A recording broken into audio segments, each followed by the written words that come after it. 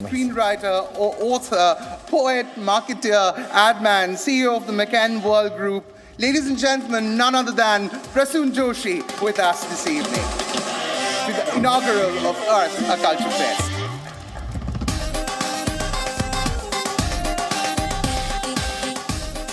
Now I would like to invite Dr. Vikram Sampath, who's the curator of the festival. Vikram is the author of 3 acclaimed books, Splendors of Royal Mysore, The Untold Story of the Vadairs, My Name is Bahajan, and of course so many other bestsellers that he's written. He's established the archive of Indian music. He's a revivalist.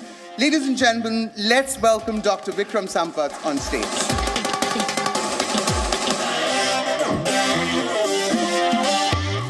Now, I would like to invite and welcome Mr. Sudhir Chaudhary, who's the CEO and editor-in-chief of Z News, Z Business, Vayan and DNA. He's the most sought-after news anchor. He's interviewed the biggest politicians, biggest emissaries, and India's biggest political leaders and union ministers on his show. Ladies and gentlemen, presenting you Mr. Sudhir Chaudhary.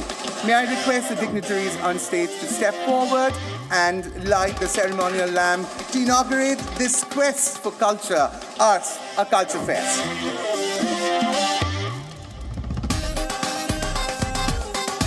Promoted by Z, ARTH, a Culture Fest, co-powered by Greenply, India's first zero-emission plywood and parachute advanced coconut hair oil, special partner Protein X, is formally being inaugurated by these wonderful and eminent dignitaries on stage. Dr. Subhash Chandra, Prasoon Joshi, Dr. Vikram Sampath, and Mr. Sudhir Chaudhary.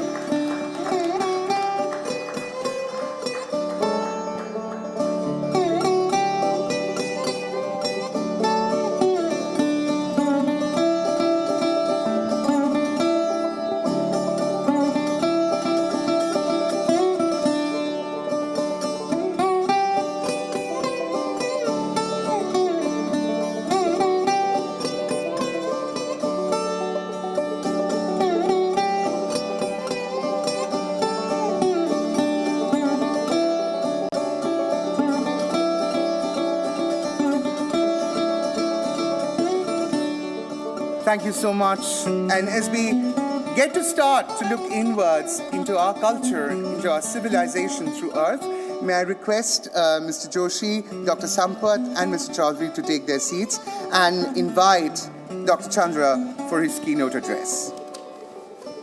Thank you, sir.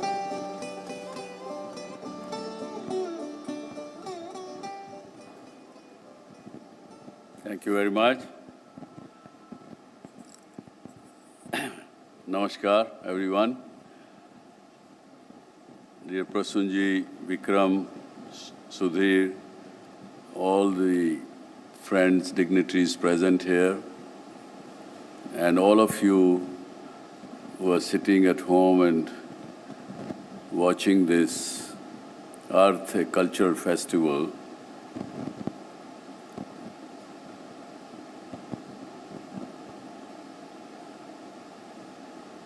मुझे आशा है कि आप सब लोग अपने अपने परिजनों के साथ सकुशल, स्वस्थ और प्रसन्न हैं। मैं आज का ये ARTH का चौथा एडिशन या चौथी कड़ी उसको अपने इस देश की पावन भूमि की युवा पीढ़ी को समर्पित करना चाहूँगा। उनको ही आज के और कल और परसों 3 दिन चलने वाले इस कल्चर फेस्ट को समर्पित करना चाहूँगा, क्योंकि जब ARTH की शुरुआत हुई तब हम सब लोगों ने इसकी आवश्यकता क्या है, इसके ऊपर विचार करते हुए ये समझा, सोचा था कि बहुत से लोग हमारे देश में इंडिया को तो समझते हैं लेकिन भारत को नहीं समझते। विशेषकर युवा पीढ़ी तो बहुत ही कम समझती है। तो श्रेयसी और सभी जी की टीम ने और आज जो टीम है जी लाइव की, सब ने यही कहा कि हमें आवश्यकता है कि इस देश में जो बार बार प्रश्न उठते हैं, बार बार बातें उठती हैं कि हमारे कल्चरल पुराने एंशिएंट इंडिया की सिविलाइजेशन के बारे में जानना, उसके बारे में समझना, उसकी क्या आवश्यकता है आज के युग में। आज के मॉडर्न इंडिया में हमें क्यों पिछली बातों को याद करना चाहिए, अच्छी बुरी कैसी भी हों। लेकिन पीछे की 3 एडिशन आप लोगों ने देखी, सुनी, समझी हैं, उसमें भी काफ़ी कुछ आप लोगों को पता लगा है कि इसकी ज़रूर आवश्यकता है। और उसके जो पिछले 3 एडिशंस में जो हुआ है और मैंने भी देखा है, उसमें समझ में आया कि इस युवा पीढ़ी को इसकी आवश्यकता थी, जिसकी भरपाई ये फेस्टिवल करेगा। और आगे आने वाले समय में the question like why should I look at my past, I have to look at my present and my future. These kind of questions will probably be answered. May not be in today's 4th edition, maybe in 5th, 6th, 7th, 8th, 10th, and 20th edition. But we need to get all of us of different age group to come on the same page and same thing. And particularly the Generation Z and millennial people must know that what is the relevance of the past with the current and the future. I will ask a question to you. जैसे कि उपनिषदों में एक छोटा सा साधारण मंत्र है, मैंने बहुत से परिवारों में देखा है, उसको भोजन करने से पहले बैठेंगे, बात करेंगे तो हाथ जोड़कर उस मंत्र का उच्चारण करेंगे। उसको मैं बताता हूँ कि सीधा वो कहते हैं कि अस्थो माँ सद्गमय, तमसो माँ ज्योतिर्गमय, मृत्युर्माँ अमृतम गमय। ओम शांति शांति शांति। अब इस मंत्र की जो उपनिषदों में लिखा गया आज के दिन को रेलेवेंस है, अर्थ जानेंगे तो है, समझेंगे तो है।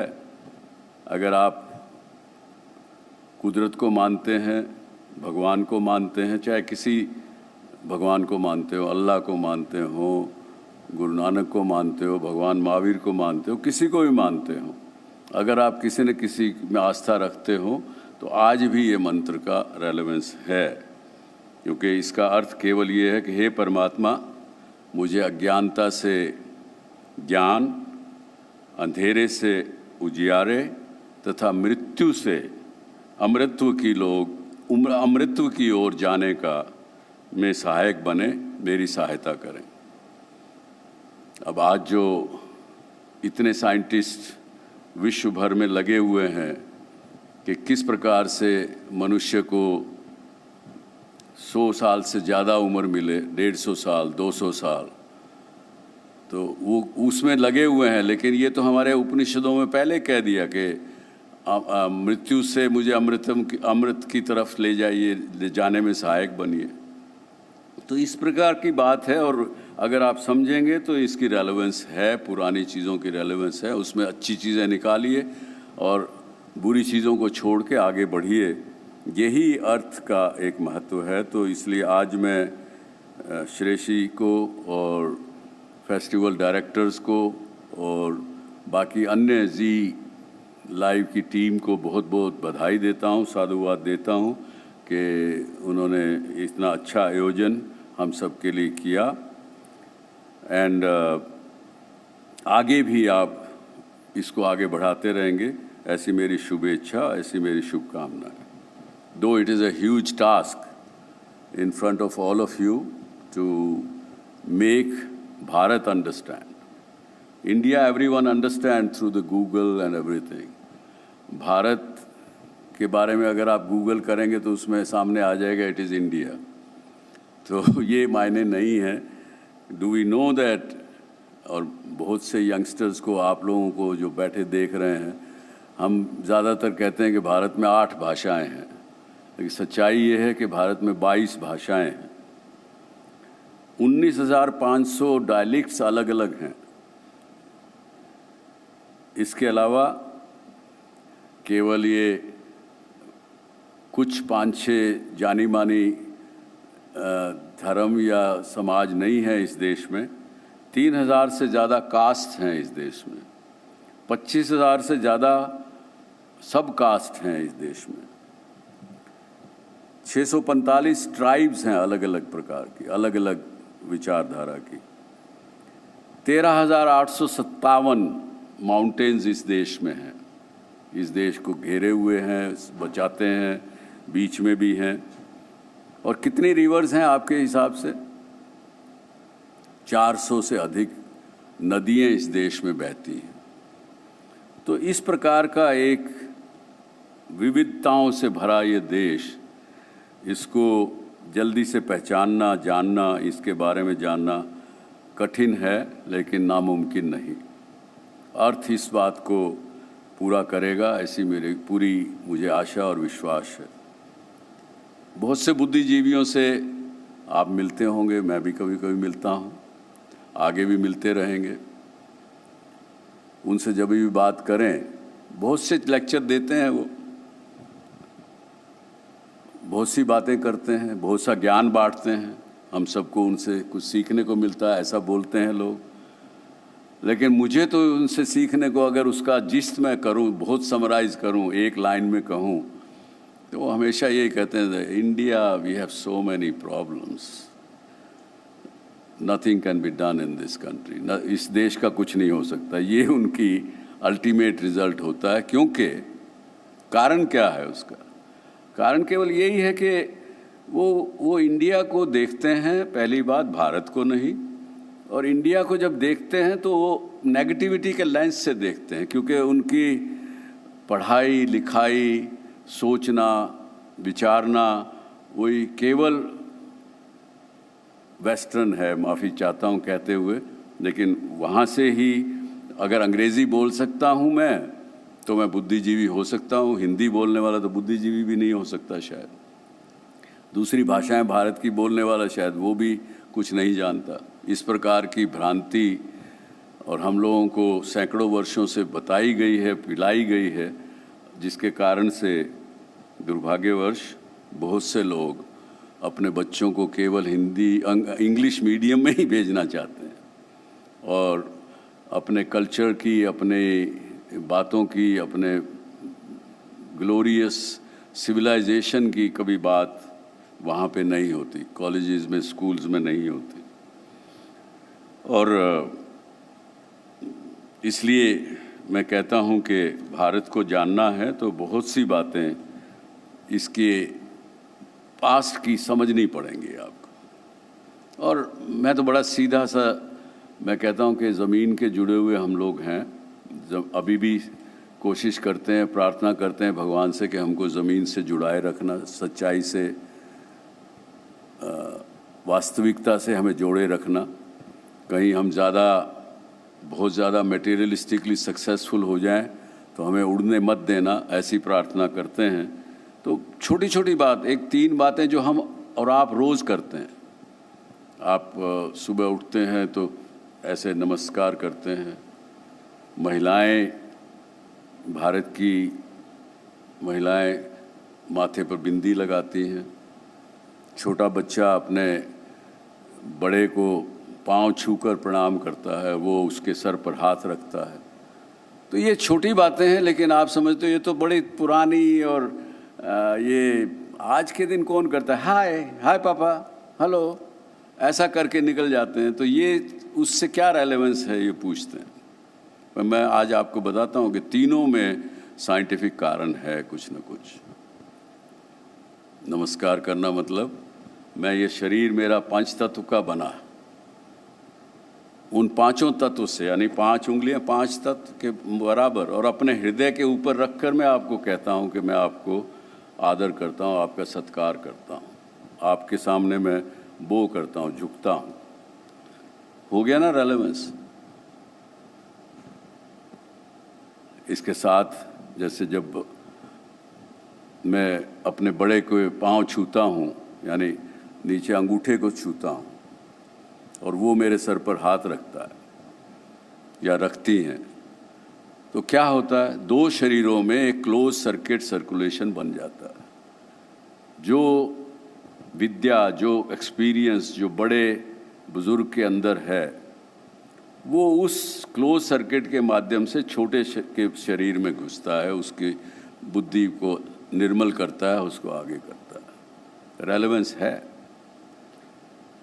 जब भारतीय महिला अपने माथे पर बिंदी लगाती है, तो ये जो मेडिकल के डॉक्टर इस ऑडियंस में बैठे होंगे या अपने घर में सुन रहे होंगे, वो इस बात को बिल्कुल स्वीकार करेंगे कि अगर कोई व्यक्ति हिप्नोटिज्म की बात जानता हो और हिप्नोटाइज करना जानता हो, ये कोई साइंस है, ये कोई विद्या या कोई कौशला नहीं है, कोई जो सुनी सुनाई बात नहीं है, तो ये सबसे बड़ा कमज़ोर बिंदु महिला के माथे मस्तिष्क पे होता है। उसको वो बींध ना सके, उसको वो हिप्नोटाइज ना कर सके, इसलिए इसकी प्रथा चली।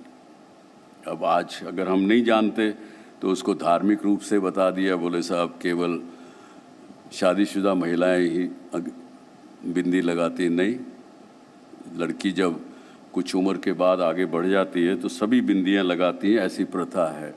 तो हमारे जो रिचुअल्स हैं, हर एक के पीछे कुछ ना कुछ साइंटिफिक कारण, कुछ ना कुछ चीज़ है। और भाइयों बहनों, मैं तो फ्रेंड्स ये भी कहूँगा कि आज जो हमारे देश में जितने भी बड़े लोग हुए जिनको हम आज भगवान के रूप में भी पूछते हैं, गौतम बुद्ध हुए, भगवान महावीर हुए, गुरु नानक देव हुए, महाराजा अग्रसेन हुए, आज के युग में मॉडर्न टाइम्स में ओशो हुए, ये सब इनको मैं साइंटिस्ट कहूँगा। They were great scientists of their own times. They only not decoded the nature, they decoded the human science, they decoded the mantra of how to make things happen successfully, make you successful, make you happy. Aaj, tell me today and look around yourself. If you know 50 people in your life, look at all 50 and you will find that none of the, even one of 50 people is not there who can say कि मुझे कोई दुख नहीं, I am not suffering due to one thing or the other. Small suffering, big suffering. But everybody will say that yes, I have some suffering. But these scientists of our past 5,000, 7,000, 10,000 years of Bharatiya Itihas, they discovered that what is the cause of suffering and how to remove that, how to get rid of those sufferings. And that's what they gave to our society and to the humanity as a whole. And that's the reason I always say that you must understand your cultural issues, your art, your craft, your music. In India, our music itself has got all scientific things behind it. We used to have, and even today we have. At times when you like a particular music on a particular day, I'm sure, and speakers after me, and especially Prasun is the master of this game, he will also tell you, probably vouch for it, that हर मौसम की अपनी एक rhythm होती थी, अपना एक राग, अपना एक सिस्टम होता था। दिन का भी सुबह का अलग, दोपहर से पहले का अलग, दोपहर का अलग, शाम का अलग, रात्रि का अलग म्यूज़िक होता था। तो हर चीज़ साइंटिफिकली वुवन थी इस देश में, इस देश के कल्चर में, इस देश के इतिहास में। वो आपको, युवाओं को जानना बहुत आवश्यक है। And again I repeat that earth will guide you and take you over that journey of our past. Now I'll come to the current times before I end my inaugural speech. and I remember that when Mr. Narendra Modi became Prime Minister of this country in 2014, I happened to be hosting him in 2016 when our group, SL Group, completed its 90 years. On that day, he said that all of you people present here should do your job very well, should do your best in whatever field you are working. And we are going to celebrate in 75 years of India's independence.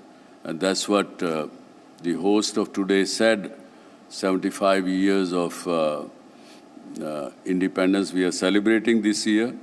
So he gave us the message to not only ask for your rights, because everybody today says, these are my rights and I am fighting for this right, I am fighting for this purpose and this is my right. You can't tell me not to have this, and things of various kind. But nobody talks about what is my responsibility. So you are the younger generation, you are the people of future, and as our Prime Minister recently said, that next 25 years we are going to work for and will be known as Amrit Kal, Amrit Ka Samay, means when 25 years from now we will be celebrating 100 years of our independence. We have to all prepare for that, and we have to be ready for moving towards becoming again the global guru or Vishwa Guru, and that which was very, very happy, healthy, and very, very wealthy as well. So to attain those things, my Yuva Sathiyo, you have to do lots of work, because we still have some grounds to cover. Lots of things which are not good, have not gone good in last 75 years, we have to correct them. For example, आज के जो कानून हैं, which laws we have, they have resulted into what? We have to ask this question. When you say na, that why do I need to know my cultural history in this modern time? These are the things which make you think that no, I need to know. Because today's modern laws have resulted into 4 crore 81 lakh court cases are pending in our courts in India.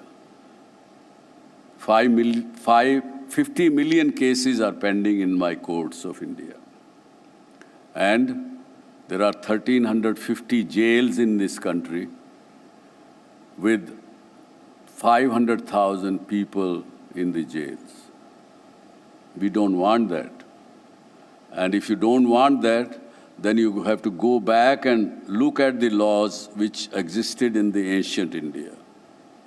We had in our books and in our ancient cultural books, as well as other Vedas, Upanishads, do's and don'ts for the society. They had given solutions to each problems. If you would look at those, you will realize the governments of this time will also realize that when you write the law, the person who is writing the law thinks and writes in English, but then somebody interprets it in Hindi. And during that interpretation itself, there are hundreds of cases which are created.